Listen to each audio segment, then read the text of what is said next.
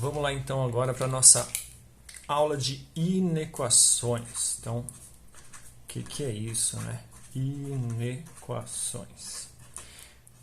Então, a gente já viu o quê? Que quando a gente tinha um sinal de igual, nós temos uma equação. Pois os lados são equivalentes. Quando nós temos, então, outros sinais, que são esses aqui, ó.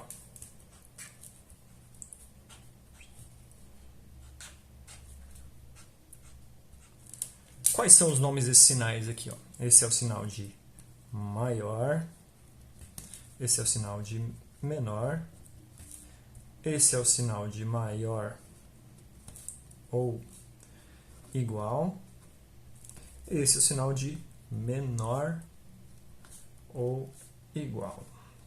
Então, quando a gente tem esses outros sinais aqui, né, de baixo, você tem o que a gente chama de inequação, certo? Quando que a gente usa ele? Principalmente quando a gente tem algumas incógnitas. Um exemplo mais básico, né, seria você falar assim, por exemplo, ó, o 2 é um número menor que 3, certo? Isso é uma inequação, uma expressão que você demonstra isso. Outro exemplo, 5 é um número maior que 4, e assim vai. Quando eu utilizar incógnitas, terei coisas desse tipo aqui, ó. X é maior que 3.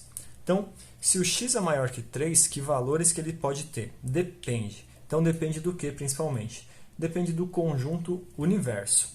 O que é o conjunto universo? Então, escreve aí, ó, mais uma coisinha. Conjunto universo.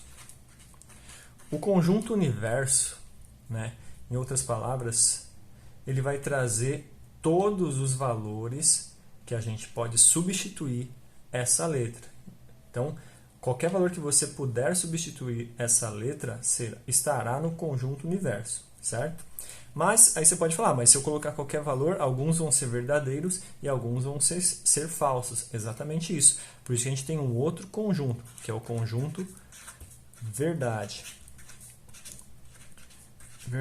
O conjunto verdade são os valores que tornam essa inequação verdadeira. Vamos aí para um exemplo mais prático que eu não estou entendendo nada disso. Então vamos falar que o nosso conjunto universo, por exemplo, nesse caso, serão os números inteiros, né? O nosso z, números inteiros, z aqui.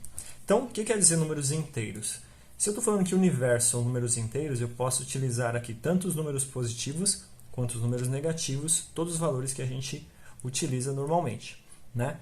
E para o conjunto verdade, eu preciso testar alguns valores, né, e tentar entender quais tornam essa sentença verdadeira. Nesse caso, se o x tem que ser maior que 3, concorda que o x vai ser do 4 para frente, né, se eu estou falando de números inteiros, eu só posso usar números completinhos. Então, do 4 para frente, eu vou ter do 4, o 5, o 6, o 7, e isso vai até o infinito, certo? Então, o conjunto verdade, nesse caso, uma representação bem simples, seria essa. Tá ok? Então, as inequações estão aqui. Vou explicar mais uma vez, só resumidamente. Você pode usar maior, menor, maior ou igual, menor ou igual. Se eu utilizasse, por exemplo, esse caso aqui, ó, maior ou igual, quem entraria na resposta, né? A resposta final? Quem estaria nesse conjunto verdade? Se ele é maior que 3 ou igual a 3, eu poderia começar com o 3 aqui. Então, essa que seria a diferença. Se eu colocasse o menor aqui, o 3 apareceria nesse conjunto na resposta final. Tá ok? Então, é só isso.